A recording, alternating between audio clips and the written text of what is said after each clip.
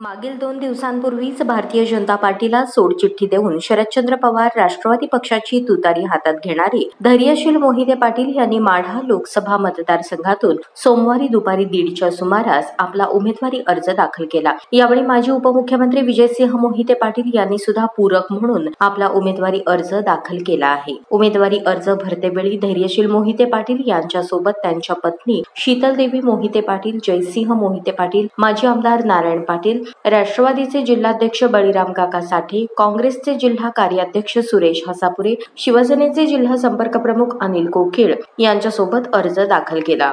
विजयसिंह मोहिते पाटील यांच्या गाडीला जिल्हाधिकारी कार्यालयात पोलिसांनी प्रवेश दिला। माढा लोकसभेसाठी विजयसिंह मोहिते पाटील यांनी सुद्धा आपला पूरक अर्ज दाखल केला आहे।